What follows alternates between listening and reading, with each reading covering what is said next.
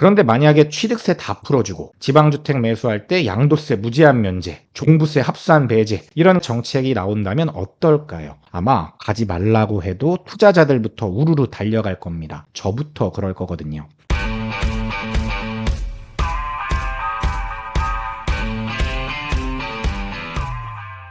지금 보고 계시는 화면은 얼마 전에 나왔던 뉴스 기사들입니다. 성동구 대체 얼마나 올랐길래 토허제 추가 지정될까? 오세훈 서울시장이 성동이나 마포 집값을 예의주시하고 있고 비상시에 토허제 지정도 검토하겠다. 이런 기사들이 부동산 커뮤니티나 단톡방을 도배를 했었는데요. 제가 얼마 전이었죠. 단기 조정이 올 수도 있다는 글도 올리고 영상도 업로드가 됐습니다. 사실 제가 이렇게 보는 가장 큰 이유는 너무 단기간에 가격이 급격하게 올랐기 때문인데요. 5개월에서 6개월 사이에 한 15%에서 20% 정도 오른 단지들이 꽤 많습니다. 그러니까 예를 들면 올해 초에 한 40억 정도였던 아파트가 뭐 45억, 46억 정도를 찍었고 현재 호가가 뭐 47억, 48억 요렇게 나오고 있으니까요. 뭐 30억짜리 집들도 마찬가지고 한 20억대 집들도 마찬가지입니다. 15%, 20%가 오른 곳들이 굉장히 많습니다. 사실 단기 조정이 언제 올지 혹은 얼마나 빠질지는 정말 예상하기가 힘듭니다. 아니면 아예 안 올 수도 있고요. 하지만 어제 기사로 나온 마포, 성동, 토어제 추가 지정 이런 키워드 같은 것들은 장기적으로 봤을 때 악영향만 미칠 수 있다는 게 제 개인적인 의견입니다. 오늘 영상에서는 그 이야기를 조금 해볼까 해요.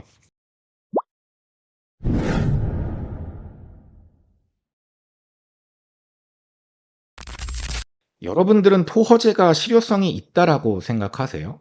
저는 개인적으로 토허제가 부동산 가격을 잡는 근본적인 해결책이라고 생각하지는 않습니다. 토허제를 지정하게 되면 가장 큰 변화가 투자 수요의 억제 효과입니다. 실수요자만 집을 살 수 있기 때문에 갭으로 미리 사놓는 게 거의 불가능하죠. 뭐 사실 임대사업자 같은 것들을 내서 예외 규정 같은 것도 있긴 하지만 이게 일반적이진 않으니까요.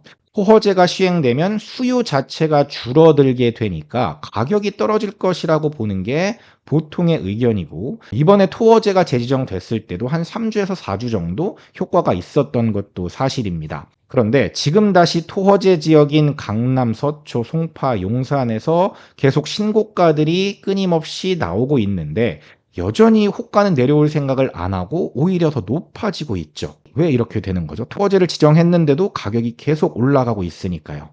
저는 토어제 지정으로 수요가 줄어드는 건 맞지만 공급도 함께 줄어들기 때문에 수급의 밸런스가 맞아서 과거와 크게 다르지 않은 것이 가장 큰 이유라고 생각을 합니다. 토어제 지정 전에는 이른바 새가 낀 집, 이런 집들도 거래가 잘 됐습니다. 가격을 조금만 낮추면 새가 껴 있어도 미리 사둔다는 개념으로 그 집을 매수하려는 수요가 꽤 많았던 거죠. 근데 지금은 토어제 지역에서 새 낀 집이 아예 거래가 안 됩니다. 세입자가 있기 때문에 매수인이 실거주를 할 수 없기 때문에 그런 거죠. 새가 낀 집들은 기간이 많이 남은 집들인데 보통 한 1년 뒤, 2년 뒤에 내가 살 집을 지금 매수하는 사람은 많지 않으니까요. 이 말은 수요도 줄었지만 공급도 똑같이 줄어든 효과가 나온다라는 겁니다. 물론 그 숫자가 완벽히 똑같지는 않겠지만 수요가 감소한 만큼 공급도 감소한 것은 명백한 팩트라는 거죠.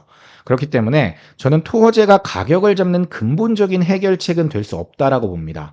그래서 저는 마포 성동으로 토호제 지역을 추가한다고 해도 잠시 주춤할 수는 있지만 강남 3구처럼 또다시 튀어 올라갈 확률이 더 높다라고 봅니다. 오히려 정부가 오를 지역을 미리 찍어주는 개념이 되어버리는 거죠. 그래서 수요를 억제하려면 차라리 규제 지역으로 지정해서 대출을 줄여버리고 세금을 더 강하게 부과하는 게 차라리 효과가 있다라고 저는 보는 겁니다. 그런데 이 방법은 문재인 정부에서도 썼었고 과거 노무현 정부에서도 썼었지만 언제나 큰 부작용들이 생겼었기 때문에 이 방법 또한 좋은 방법이라고 생각하진 않습니다. 그렇다면 제가 생각하는 근본적인 해결책은 뭘까요? 한마디로 요약하면 저는 수요 억제 정책이 아니라 수요 분산 정책으로 가야 된다라고 생각을 하는데요. 저는 지금 최상급지에서 상급지의 상승이 똘똘한 한채 현상에서 나온 부작용이라고 생각을 합니다. 정부의 잘못된 정책으로 사람들이 포모를 느꼈고 그로 인한 잘못된 결과물들이 시장에 보이고 있는 거죠. 인간은 기본적으로 더 나은 삶, 행복한 삶을 추구합니다. 이건 인간의 본능이죠. 물론 비싼 집이나 좋은 집 같은 것이 그 척도가 되는 것에는 반대하지만 이미 많은 사람들이 그렇게 인식을 하고 있기 때문에 이런 현실을 그냥 마냥 부정하기도 어렵습니다. 내가 사는 집이 신분이 되어버린 이 시대에서 더 비싼 집, 더 좋은 집을 못 사게 한다고 사람들의 욕구가 없어질까요? 절대 아니죠. 오히려 막으면 막을수록 그 욕구는 더 커질 겁니다. 이 또한 인간의 본능이기 때문에 그렇죠.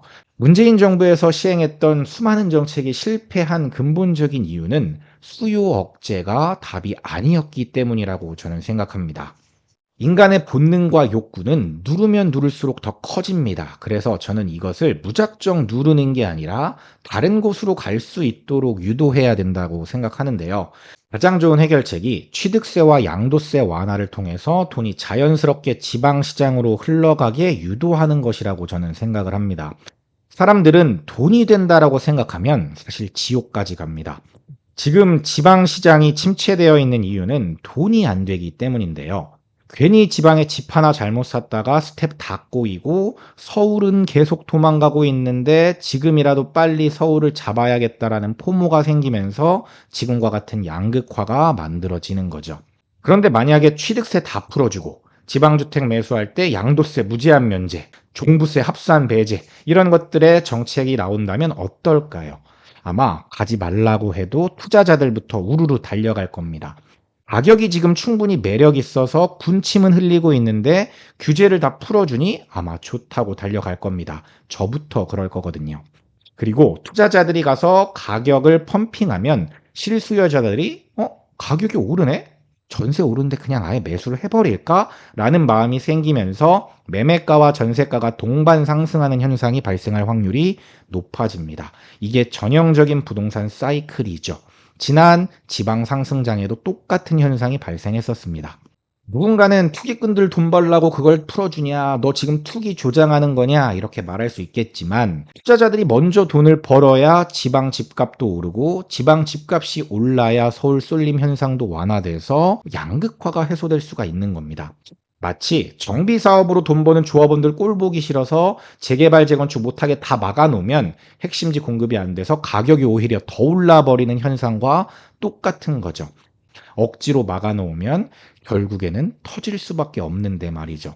물론 저보다 훨씬 똑똑하신 분들이 정책을 짜는 것일 테니까 이 정도도 모르고 정책 발표를 하진 않을 테고 이것보다 더 심오하고 복잡한 것들을 계산해야 할 것이라고 생각을 하고 있습니다. 그런데 많은 부동산 전문가들이 이런 공통된 의견들을 피력하고 있고 과거의 학습 효과도 있으니까 이제는 조금 다른 변화를 시도해 보는 건 어떨까요?